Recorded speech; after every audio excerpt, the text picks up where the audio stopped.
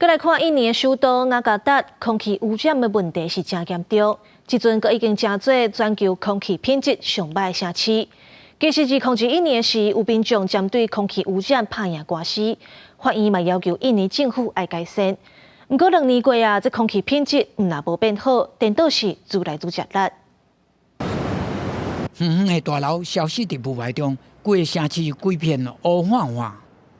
印尼首都雅加达拜三摕到全球空气污染上严重城市的头名，由瑞士空气品质科技公司爱快公布的数据，人口超过1000万的雅加达，自5月以来就一直排伫空气品质上歹的 Top 10名单内。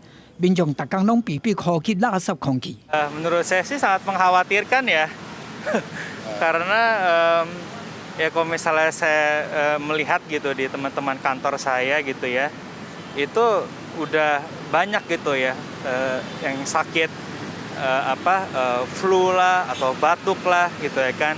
雅加达的空气污染问题已经困扰当地民众真久，有民众甚至伫2021年针对空污问题拍赢民事诉讼。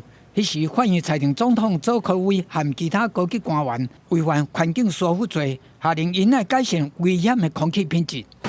Lama-lama kayaknya makin memburuk ya. Apalagi banyak kendaraan yang terus macet pula, jadi asapnya banyak banget gitu. Kadang-kadang lihat ininya berkabut seperti itu, dipikirnya mendung tapi ternyata kan enggak. Seperti itu sih. 不过2年过去，状况并无变好，佫持续恶化。印尼空气品质应用程式公司 NAVAS 共同创办人罗斯坦迪讲，数据显示最近的状况比进前佫较坏。上主要因素是车伤多，甲工厂和燃煤电厂的排烟。不过，印尼定定的废气排放标准犹原真低。政府会改革哪久得数，牺牲的是民众的健康。